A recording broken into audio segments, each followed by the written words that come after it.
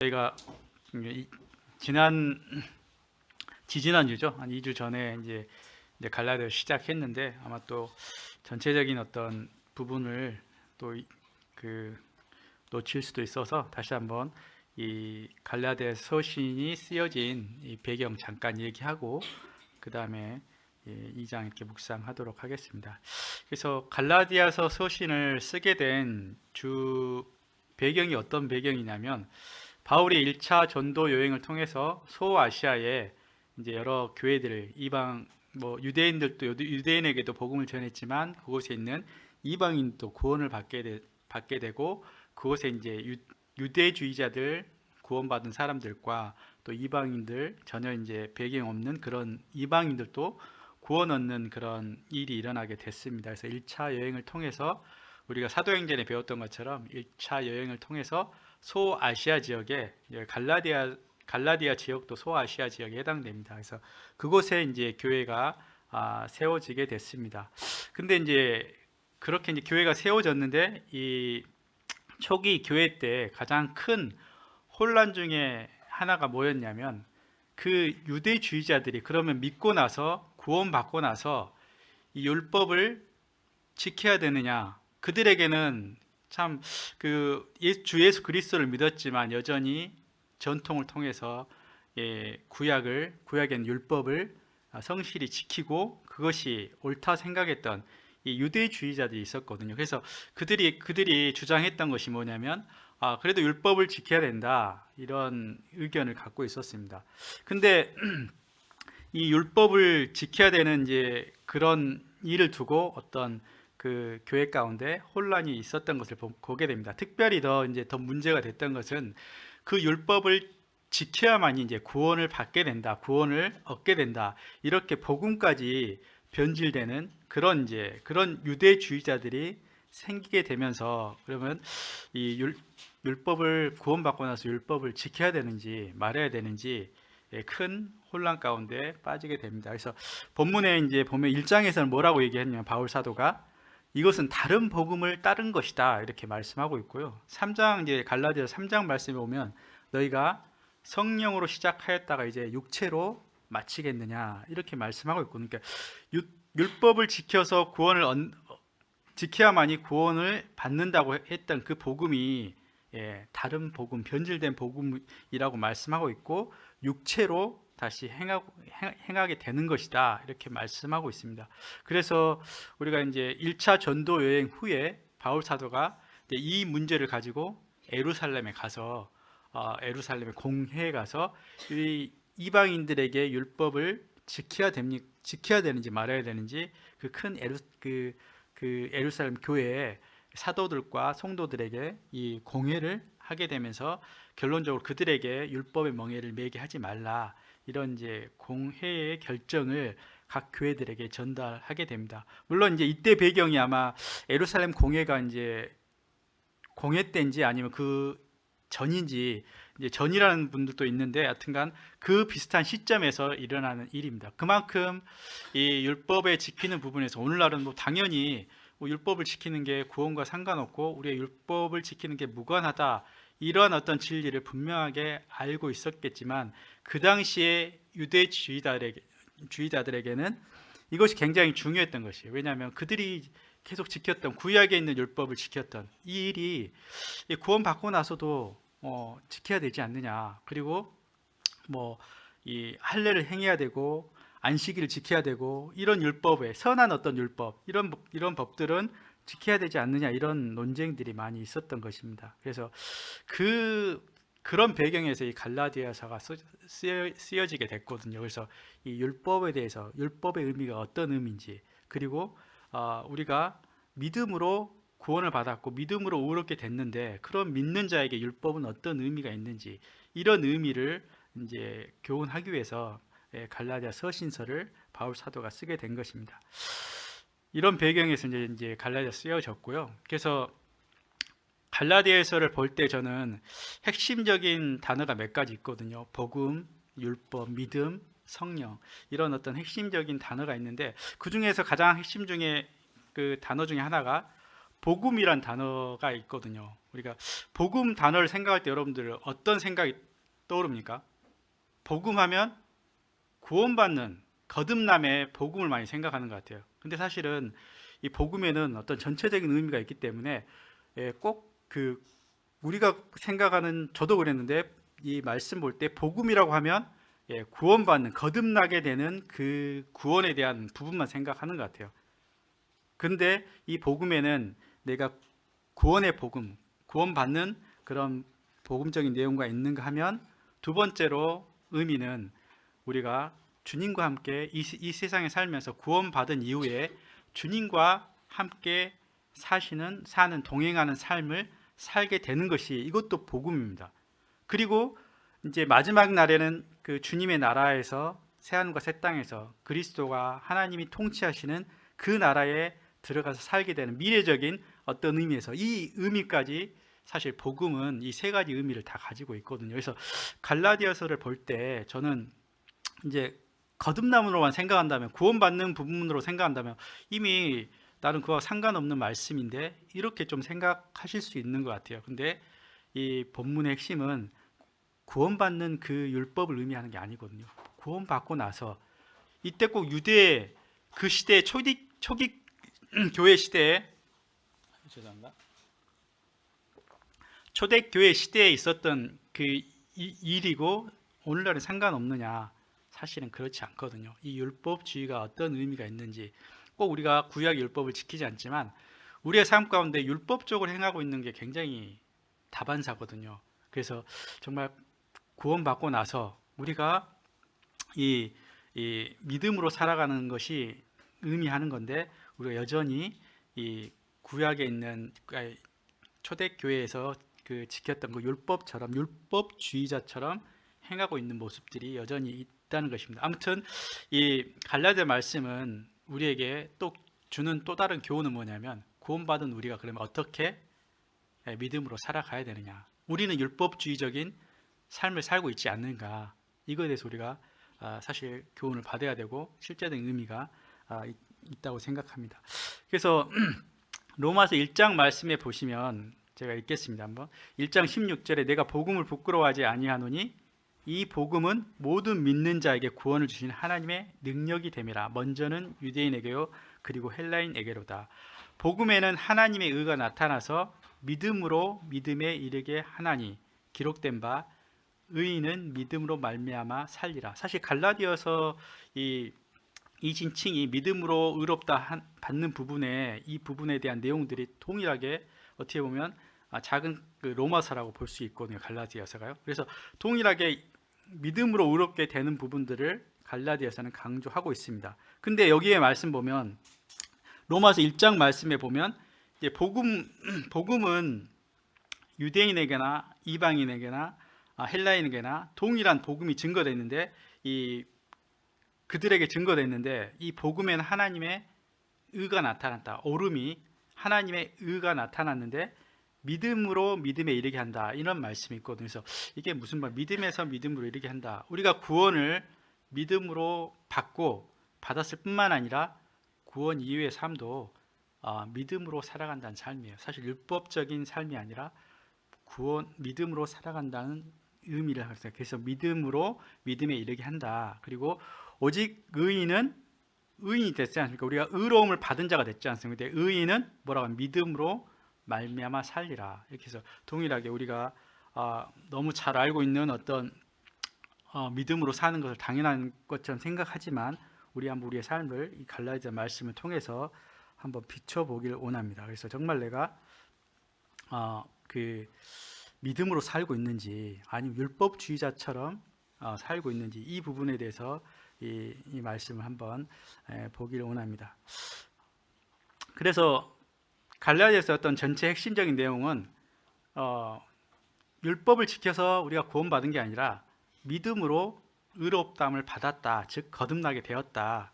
그러면 왜 하나님이 율법을 주신 것은 잘못된 거냐 했을 때, 하나님 왜 율법을 주셨던 이유에 대해서 설명하고 있습니다. 그 역할에 대해서. 오늘날에도 믿는 우리에게도 이 율법적인 의미의 역할이 있습니다. 그래서 그 역할을 이 말씀에서는 갈라디아 말씀에서는 이후의 말씀 우리가 묵상할 건데 3장 4장을 통해서 초등 선생이다 이렇게 말씀하고 있고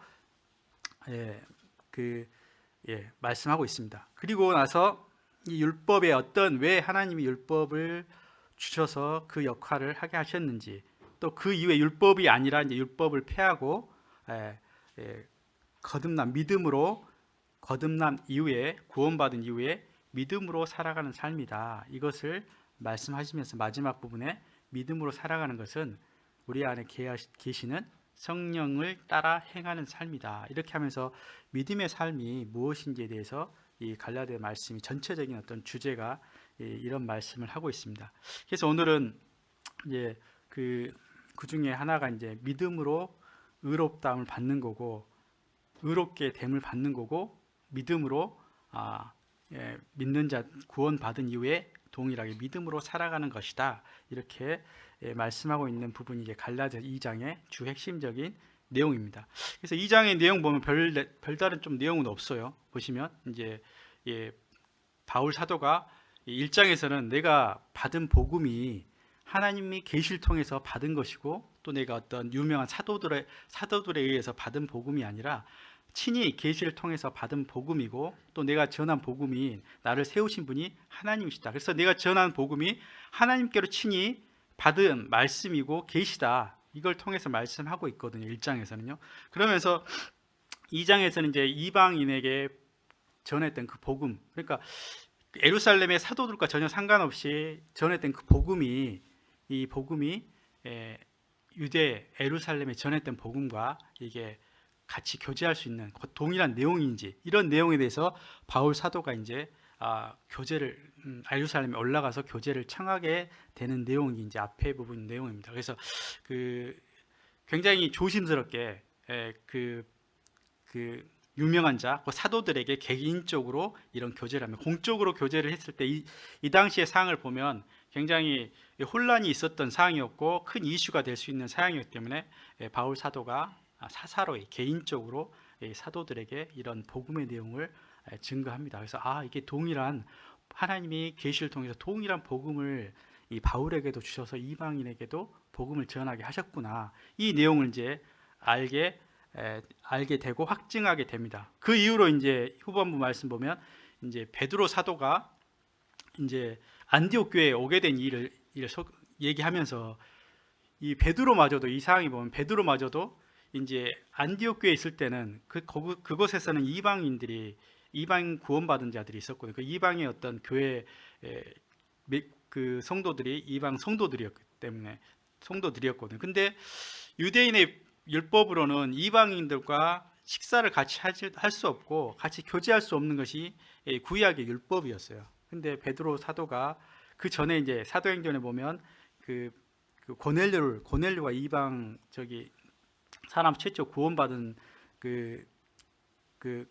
구원받은 사람인데, 베드로를 통해서 이렇게 베드로가 복음을 전하게 됐거든요. 그가 구원받게 되는 일이 일어나면서 베드로는 하나님이 유대인에게만 구원을 주시는 게 아니라 이방인에도 구원을 베푸시는 그 내용을 경험했던 거예요. 그럼에도 불구하고 베드로가 그 안디옥 교회에 갔을 때 그들과 식사를 같이 하다가 그 예루살렘 교회에서 다른 성도들이 온다는 소식을 듣고 그 식사 자리를 떠나는 모습, 외식하는 그런 모습을 이제 바울이 질책하면서, 이것이 율법으로 의롭다함을 받지 않는 부분인데 왜 율법을 준수하는 그런 외식적인 행동을 하느냐 해서 바울 사도가 베드로 사도를 질책하는 그런 내용들이 나오면서 이런 일까지 있었던 상황을 보면 굉장히 얼마나 혼란스러웠던지를 알 수 있습니다. 근데 이제 그러면서 이제 마지막 결론은, 우리가 율법을 행위로서 의롭다함을 받은 거냐? 그렇지 않지 않냐? 믿음으로 우리가 의롭다함을 받은 것이 아니냐? 이것을 이제 강조하기 위한 내용이 2장 전체적인 내용입니다. 이게 전체적인 내용인데, 그래서 이제 우리에게 이게 너무나 갈라디아 2장 말씀 너무나 우리가 잘 알고 있는 말씀이잖아요. 근데 이제 새롭게 좀 생각됐던 거는, 이 믿는 우리에게 믿음으로 사는 삶이 정말 너무나 잘 알고 있다는 그 믿음으로 사는 삶이 어떤 삶이고, 또 내가 정말 율법과 상관없는 자인데 율법주의자처럼 이 구약인 율법을 행하지는 않지만 율법처럼 행하고 있지 않는지 이 부분들을 저희가 이 말씀을 통해서 비춰보기를 원합니다. 그래서 먼저 율법의 의미를 간단하게 이제 좀 뭐 3장 4장 거쳐서 다시 한번 율법에 대해서 우리가 배우겠지만 율법에 의해서 율법의 의미에 대해서 또 역할에 대해서 간단하게 언급하고 그 다음에 넘어가고자 합니다. 예, 우리가 참된 어떤 믿음을 갖기 전에 하나님이 분명하게 율법을 거치게끔 하셨어요. 왜 율법을 통해야만 했을까? 왜 율법을 주셔야만 했을까? 이건 잘못된 하나님이 이거 율법으로 구원받지 못하는데 율법을 주신 건 이건 하나님 잘못 아니에요? 잘못된 어떤 잘못해서 이게 주신 거 아니에요? 실수 아니신가요? 이렇게 생각할 수 있는데 하나님이 분명하게 율법의 의미를 주시면서 율법을 거쳐가게 하셨고 율법의 의미를 주셨어요. 그것은 어떤 의미가 있냐면 이 율법을 통해서 내 어떤 삶을 보게 하고 분리하게 하는 역할을 율법을 통해서 하게 하셨어요. 그래서 율법이 어떻게 보면 초등 선생이다, 아니면 사장에서는 청지기의 어떤 종으로 훈련받는 기간이다. 또 다른 부분 말씀에서는 율법은 우리의 모습을 보게 하는 거울의 역할을 한다는 것이에요. 그래서 우리가 율법을 통해서 자기의 죄악을 깨닫게 되고요, 내가 얼마나 교만하고 얼마나 제약된 내 한계가 얼마나 드러나게 되는, 내 한계를 알게 되는 그런 이 부분들은 어디서 뭘 통해서 알게 되냐면 율법을 통해서 우리가 알게 된다는 것입니다. 그리고 또 율법은 하나님의 거룩하신 기준,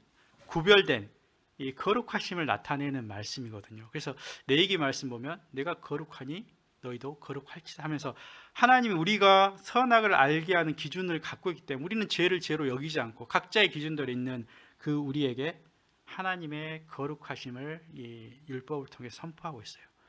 하나님의 기준이 어떤지 아냐, 하나님의 거룩하심이 어떤지 아냐, 이것을 이 율법을 통해서 하나님의 거룩하심을 나타냅니다. 또 율법의 기능이 뭐냐면 은혜를 알게 하는 거예요. 복음을 전할 때 우리가 또 우리의 삶 가운데서도 왜 우리가 은혜를 알지만 은혜를 안다고 하지만 은혜가 은혜 되지 않고 내 마음에 은혜의 감동이 흘리지 않느냐. 왜냐하면 사실은 우리 마음이 높아지면 그렇게 됩니다. 정말 우리 찬송가에 있는 것처럼 나 같은 죄인 살리신 이 고백이 될 때 그 은혜가 얼마나 큰지, 정말 내가 괜찮다고 여기는 게 아니라 나 같은 죄인, 벌레만도 못한 이 죄인인 사실을 알 때 비로소 하나님이 은혜됨을 우리가 받을 수 있거든요. 그래서 정말 우리의 이 율법은 우리의 거울을 비추게 하고 우리를 통해서 얼마나 제약되고 얼마나 낮은 존재인지 사실 우리를 비춰주는 역할을 합니다. 그래야 은혜 되기 때문에 그렇습니다. 그래서 로마서 말씀에는 율법으로는 로마서 3장 말씀에 동일하게 율법은 의롭다 하심을 받을 육체가 없다. 율법으로는 뭐냐? 죄를 깨닫게 합니다. 이렇게 말씀하고 있고요. 또 우리가 갈라디아서 3장 4장 말씀 볼 텐데 잠깐 언급하면 성경이 모든 것을 죄 아래 가두어 두셨다. 이 율법 아래 두셨다는 거예요. 율법을 지킬 수 없는 그 율법을 지키게 하셔서 율법을 주셔서 죄 아래 죄인으로 드러나게 하셨다는 거예요. 그하게 하신 이는 예수 그리스도의 믿음으로 말미암아 약속을 믿는 자들에게 주려 하십니다. 그거는 약속을 믿음으로 말미암아 주시기 위한 목적이라고 말씀하고 있습니다. 또 갈라디아 4장 말씀에는 원래는 주인 유업을 받은 자녀지만 어렸을 동안에는 종과 같이 후견인과 청지기 아래에 있게 하셨다는 거예요. 왜냐하면 때가 될 때 그를 아들로 삼게 하기 위해서 그가 배워야 될 부분이 있었기 때문에 종으로서 삶을 살아가게 잠시 하셨다는 거예요. 그러나 때가 될 때 하나님 그를 속량하시고 아들의 명분을 주시기 위한 과정이었던 거예요. 그렇게 보면 우리가 이 율법의 의미가 율법으로는 구원받을 수 없지만 율법이 주는 역할이 굉장히 있다는 것을 우리가 알게 됩니다. 그래서 어떤 사람은 율법이 잘못된 것처럼 생각하는데 사실 율법은 선한 것이고 율법의 역할들이 있는 것이거든요. 근데 문제는 율법을 지킴으로 우리가 구원을 받고자 하고 율법을 지킴으로 의롭다 함을 받는 것이 문제지 율법 자체에 문제가 있는 건 아닙니다. 우리가 오해할 수 있는데 율법은 예수 그리스도께서도 율법을 바리새인만큼 지키라고 말씀하고 율법은 선한 것이다. 내가 율법을 완성하러 왔다. 이렇게 말씀하고 있는 거예요. 율법 자체에는 문제가 없고 율법에 이런 기능들이 있습니다. 하나님의 거룩하심을 드러내는 그런 부분도 있고요. 그렇지만 율법으로 내가 믿어서 구원받고 율법을 지켜서 의롭다 하는 것이 아니라는 사실을 이것이 잘못됐다는 것을 말씀하고 있습니다. 근데 이거는 구원받을 때고 아까 서우대에 제가 말씀드렸던 것처럼 우리가 구원 이후에도 여전히 율법적으로 율법을 지키는 율법주의자처럼 행하고 있을 수도 있다는 생각이 듭니다. 아니 솔직하게 얘기하면 거의 하나님의 믿음으로 은혜로 살아가는 삶을 잘 모르기 때문에 사실은 많은 부분에서 우리가 율법주의적인 삶을 살고 있습니다. 예를 들어볼까요? 저도 꽤 오랫동안 이제 구원받고 나서 선한 열심이 있잖아요. 구원받고 났을 때 하나님을 향한 열정이 있기 때문에 나의 그 열정으로 하나님 뜻을 행하고자 했습니다. 이게 저는 주님이 하시는 일이라고 생각했지만 그렇지만 그 선한 열정이 오히려 하나님보다 앞서게 하고 내 힘으로 내 스스로 어떤 주님의 뜻을 행할 수 있다는 어떤 착각에 빠지게 했거든요. 그런 초기의 어떤 열정을 통해서 막 했다가 그때 물론 어떤 즐거움도 있었지만 점점 그 열정이 이제 짐이 되어 가고 내가 의무적으로 해야 되는 상황으로 바뀌게 됩니다. 왜? 그가 하나님을 통해서 하나님 힘으로 이 일들을 하지 않고 있다는 모습들을 발견하면서 주님 제가 왜 이렇게 되는지 몰라요. 그 다음부터 이제 그 혼돈에 빠지게 되는 거죠. 주님을 위해서 내 선한 열심히 있는데 왜 점점 주님의 말씀이 저에게는 이 의무감으로 느끼게 되는 거죠. 의무감이라고 말하는 그 자체가 우리 이미 율법처럼 살고 있다는 거예요. 근데 아까도 결론적으로 얘기하면 이 의무감처럼 살아가고 있는 그 삶이 그 다음이 있는데 그 삶이 하나님이 우리 가운데 깨닫게 하시는 하나의 과정이라는 거죠.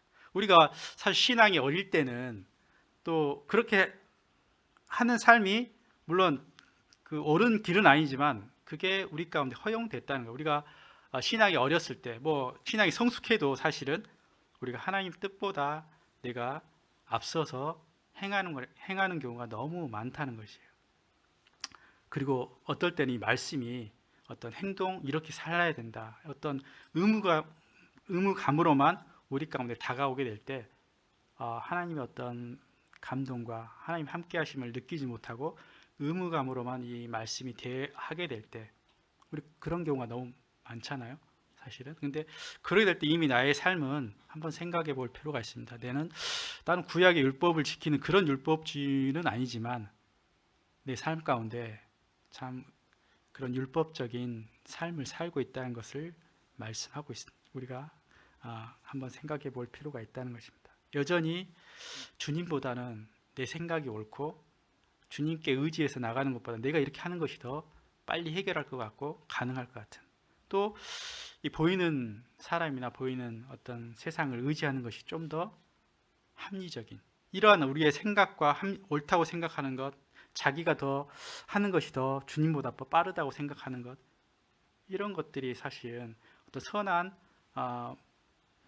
선한 열심이라 할지라도 이런 부분의 삶은 사실은 율법주의의 삶과 동일한 삶이라고 이렇게 말씀드릴 수 있을 것 같습니다. 그래서 이 율법의 삶은 결국 열매로 알 수 있는데요. 이렇게 율법적인 삶을 사는 결국은 어떤 삶이냐면 로마서 9장 제가 32절에 보면 30절부터 보면요. 유대인들에 대한 말씀이거든요. 그런즉 로마서 9장 30절입니다. 그런즉 우리가 무슨 말을 하리요? 율법의 의를 따르지 아니한 이방인들이 의를 얻었으니 곧 믿음에서 난 의요. 율법을 지키지 않은 이방인들이 오히려 의를 얻었다. 근데 31절 의의 법을 따라간 이스라엘은 율법에 이르지 못하였으니 32절 어찌 그리하냐 이는 그들이 믿음을 의지하지 않고 행위를 의지함이라. 그러면서 부딪힐 돌에 부딪혔느니라. 사실은 한계에 부딪히게 됩니다. 이렇게 율법적인 삶으로 우리가 신앙생활을 한 결국은 뭐냐면 이 부딪힐 돌에 부딪힌다는, 이게 뭐냐면 결국 내가 부딪혀진다는 거예요. 어디에 막혀진다는 거예요. 내 삶 가운데 이제 무기력하게 되고 내가 할 수 없는 어떤 거친 돌, 부딪히는 돌 가운데 우리가 빠져들게 될 수밖에 없는 것입니다. 이것이 주님과 동행하지 않는 율법적으로 스스로 하나님 말씀을 따르고자 하는 우리들의 어떤 모습일 수 있다는 생각이 듭니다. 근데 하나님이 이런 삶이 잘못됐냐? 그렇지 않습니다. 하나님이 율법을 지어서 자기의 모습을 깨닫게 하신 이유가 뭡니까? 은혜를 주시기 위한 거잖아요. 그렇다면 동일하게 우리가 잘 모르기 때문에, 또 어리기 때문에, 신앙적으로 어리기 때문에 우리가 그렇게 살 수 있습니다. 그거에 대해서 하나님이 정죄하지 않으십니다. 근데 뭘 정죄하지 않으시고 하나님 그렇게 하신 이유가 있어요. 왜냐하면 그 상황 가운데서 부딪히게 하셔서, 이제 어쩔 수 없는 상황 가운데 거하게 하셔서, 그 다음에 뭐 하겠어요? 은혜로, 믿음으로 가게 하시는 하나님의 방법이신 거예요. 그래서 우리가 이런 한계에 부딪히고 이 스스로 하려고 했을 때 주저앉게 되고 낙심하게 되고 무기력한 삶이 살게 될 때가 있는데, 우리의 삶은 그게 전부가 아니라고 말씀하고 있는 거예요. 사실 이것 때문에 우리가 실망한다는 것 자체가 사실은 실망할 필요가 없는 게 너무 당연한 삶인 거예요. 이렇게 주님 없는 시에 살아가는 신앙생활에서 이런 것들이 안 느껴진다면 그 사람 오히려 믿지 않는 사람일 수도 있어요. 우리가 정말 너무나 약하기 때문에, 믿음이 없기 때문에 이런 한계에 부딪히고 무기력하고 이렇게 삶을 사는 것이 이게 우리 가운데 너무 많이 일어나게 됩니다. 근데 우리는 거기에 머물러 있을 수 없잖아요. 그리고 거기에 많은 사람들이 이렇게 머물러 있을 수 있는데, 우리에게는 그 다음을 하나님이 말씀하시기 위해서 우리 가운데 그런 상황 가운데도 떨어지게 하셨다는 것입니다. 그것이 뭐냐면, 우리의 어떤 낙심되고 내가 할 수 없다는 것을 안 다음에 어떻게 나가겠어요? 주님이 나의 능력이시고 우리 안에 거하신 주님을 다시 찾게 하시고, 나의 능력보다, 내가 할 수 있는 것보다 주님이 하셔야 되는구나, 이 믿음 가운데로 인도한다는 거예요. 그래서 율법의 기능이 그겁니다. 율법의 기능이 하나님께로 인도하는 초등성생, 그러니까 어렸을 때 우리를 인도하는 그런 과정이 된다는 거예요. 그래서 낙심할 필요가 없는 것 같아요.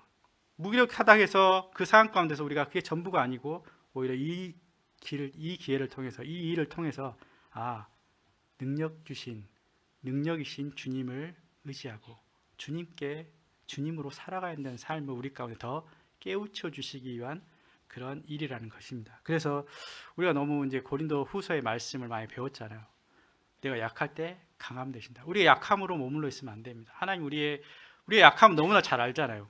근데 하나님이 우리의 약함이 강조되는 게 아니라, 약함이 전부가 아니라 사실 그 뒤에 말씀을 하기 위해서 우리 약함을 얘기하신 거예요. 우리 약함이 약할 때 강함 되신 주님 때문에 너가 강하게 살 수 있고 능력 있는 삶을 살 수 있다, 이 말씀을 하기 위한 거예요. 그래서 내가 약할 때 맞아, 주님이 나의 삶에 강함 되십니다. 주님이 나의 능력이십니다. 이 고백으로 넘어갈 수 있는 것입니다. 그렇지 않고는 주님, 내 강함을 알아요, 능력을 알아요. 근데 사실은 내 마음 가운데 내가 더 강할 수 있고, 내가 하는 게 더 빠를 수 있고, 내가 하는 게 더 확실할 수 있다는 자기의 의지, 자기의 힘을 의지할 수도 있다는 생각을 너무나 쉽게 그렇게 할 수 있다는 생각이 듭니다. 그래서 고린도후서 1장 8절 9절 말씀에 보면, 형제들아, 우리가 아시아에서 당한 환난을 너희가 모르기를 원하지 아니하노니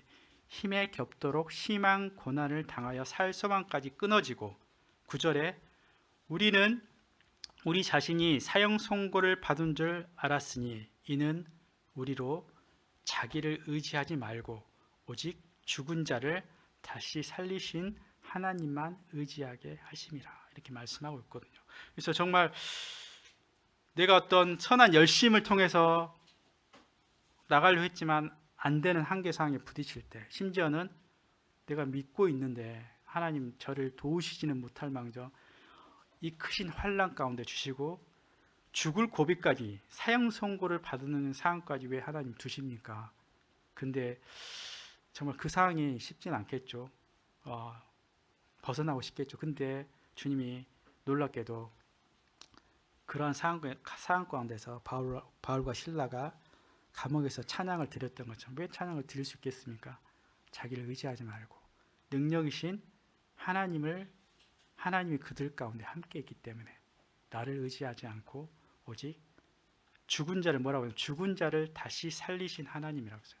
죽은 자를 다시 살릴 수 있는 분이 누구시겠습니까? 하나님밖에 없으시지 않습니까? 그러한 능력을 가지신 분이 하나님이신데 그 하나님을 의지하게 하셨다, 이런 말씀이에요. 오히려 정말 이 사형 선고 받은 것 같은 그러한 엄청난 이 상황 가운데 떨어졌을 때 우리가 기뻐할 수 있는 이유는 나를 건지시는, 나를 세우시는 그러한 능력이 있으신 그 하나님을 내가 의지하게끔 이 상황 가운데서 우리를 인도하신다는 사실입니다. 그래서 우리가 믿음으로 살 때 내가 정말 어떻게 하면 내가 믿음으로 살 수 있을까? 전부 우리의 삶은 믿음으로 살고 싶은 마음이 있으시잖아요. 우리가 정말 믿음 가운데 더 신실한 믿음으로 살고자 하는 선한 소원들이 누구나 있다는 생각이 듭니다. 근데 믿음으로 살기 위해서는 먼저는 첫 번째, 자기 자신의 철저한 부인이 있어야 돼요. 자기 십자가를 지고 내가 아니란 사실. 이게 근데 생각보다 여러분들 내가 할 수 없어 이런 말을 쉽게 하지만 어떤 상황이 딱 됐을 때 한번 보십시오. 진짜 그러는지. 근데 사실은 내가 많이 하고 있다는 사실들을 알아야 돼요. 우리가 우리 스스로를 너무 이렇게 잘 모르는 것 같아요. 정말 내가 할 수 없다는 사실을 고백하면서도 얼마나 많은 가운데 내가 하고 있는지, 이거를 안 하면 내가 불안할 것 같아서 얼른 하고 있는지 철저하게 정말 어떤 상황 가운데 놓이게 하셔서 내가 할 수 없구나, 부딪힐 돌에 부딪히게 하셔서 내가 할 수 없다는 사실들을 우리가 지식을 알 뿐만 아니라 우리 삶 가운데서도 우리의 모습 가운데서도 그런 고백을 할 수 있게 하시는 것은 우리가 찬양 드려야 됩니다. 왜냐하면 그 이후에 하나님을 우리가 신뢰할 수 있기 때문에. 그래서 먼저는 내 자신에 대한 부인, 내가 할 수 없다는 사실을 정말 알고 있는지, 정말 그런 입술의 고백뿐만 아니라 내 삶 가운데서 그렇게 하고 있는지 우리가 한번 다시 되물어봐야 될 것 같습니다. 그렇지 않으면 우리 믿음이 생기지 않아요. 왜냐하면 하나님 믿지 않고 다른 것이 더 믿음을 갖기 때문에 내가 나의 자신을 부인할 수 없거든요. 내가 가지고 있는 어떤 것, 이것을 내가 붙잡고 있기 때문에 하나님을 신뢰할 수 못하는, 방해가 되는 그런 일들이 일어나게 됩니다. 그래서 내가 철저하게 부인될 때, 아니라는 사실이 고백되어질 때, 그때 비로소 하나님의 어떠하심을 알고 하나님을 신뢰하게 된다는 것입니다. 그래서 오늘 마지막 말씀, 갈라디아 2장 20절 말씀이 그러한 배경에서 우리 가운데 마지막에 말씀을 주어주고 있습니다. 19절부터 읽겠습니다. 내가 율법으로 말미암아 율법에 대하여 죽었나니 이는 하나님에 대하여 살려 함이라. 내가 그리스도와 함께 십자가에 못 박혔나니 그런즉 이제는 내가 사는 것이 아니 오직 내 안에 그리스도께서 사시는 것이다. 이제 내가 육체 가운데 사는 것은 나를 사랑하사 나를 위하여 자기 자신을 버리신 하나님의 아들을 믿는 믿음 안에서 사는 것이다. 이렇게 말씀하고 있습니다. 19절에 내가 율법으로 말미암아 율법에 대해서 죽었다. 이건 어떤 의미입니까? 율법을 행해서 의를 이루려고 했던 구약의 유대인들에게 율법으로는 하나님이 내가 의를 이룰 수 없다는 사실을 깨닫게 하셔서 내가 율법으로 내 자신이 할 수 없다는 사실을 깨닫게 한다는 것입니다. 율법으로는 할 수 없구나. 내가 어떠한 죄인인가를 이 율법을 통해서 알게 됨으로써 비로소 이제 내가 하나님께 향해서 하나님을 부르게 믿게 된다는 것입니다. 그래서 20절에 내가 그리스도와 함께 십자가에 못 박혔다. 내가 나를 의지하고 나의 능력으로 살아갔던, 또 내 중심적으로 살아갔던 이 삶이 이전 그렇게 살았던 방식에서 이제는 끝났다. 십자가에 못 박혀서 끝났다는 것입니다. 끝났으니 그런즉 이제 내가 사는 것이 아니라 내 안에 계신 주님으로, 주님이 내 삶의 주인이 되셔서 사는 것입니다 하고 이 고백인 것입니다. 그리고 이제 내가 육체 가운데 사는 것은, 이 말씀은 내가 이제 믿는 그리스도인에서 이 땅에 육체가 있는 가운데, 육신 가운데 거하면서 이 사는 것은, 뒤에 이제 마지막 보면 하나님의 아들을 믿는 믿음 안에서 사는 것이다 이렇게 말씀하셨어요. 그래서 내가 이제 육체 가운데 사는 것은 그 예수 그리스도를 믿는, 내 안에 계신 주님이 되신, 주가 되신 그 주님을 의뢰하고 신뢰하고, 나를 의뢰하지 않고 주님을 의뢰해서, 주님을 통해서, 주님과 교제를 통해서 살아가는 삶이, 이것이 믿는 믿음 안의 삶이다 이렇게 말씀하고 있습니다. 이후부터 보시면 이제 5장 말씀 보면 이것이 성령을 따라 행하는 삶이라고 말씀하고 있습니다. 내 안에 그리스도가 사신 주님으로 인해서 그 주님을 신뢰하고 믿고 따르는 삶이 믿음 안에서의 의로운 자의 삶이라고 말씀하고 있습니다. 그래서 시간이 좀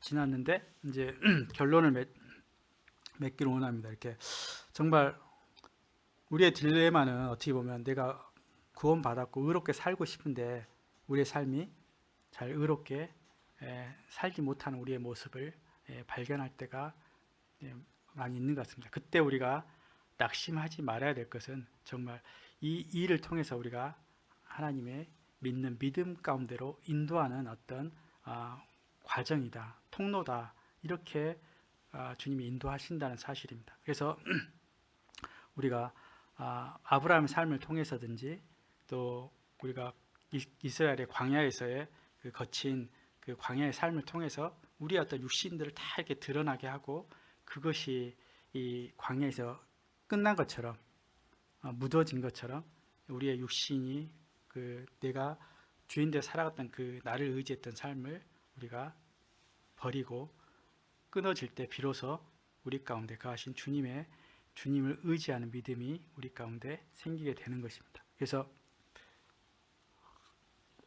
우리가 이 후반부의 말씀은, 우리가 구원받은 자가 자유자이고 하나님의 약속을 받은 자이고 성령의 인도하심을 받는 자라고 말씀하고 있습니다. 그렇기 때문에 우리가 우리의 어떤 율법을 지키지 않는, 율법을 지킨 아래에 있지 않는 자유함을 가진 자유자라고 말씀하고 있습니다. 그래서 우리의 자유 의지를 가지고 하나님이 약속하신 그 말씀을 의지해서 우리 가운데 거하시는 성령님의 인도하심을 따라간 삶이, 이게 믿음의, 그리스도인들의 믿음의 삶이다 이렇게 말씀하고 있습니다. 기도하고 이렇게 마치도록 하겠습니다. 주님 감사합니다.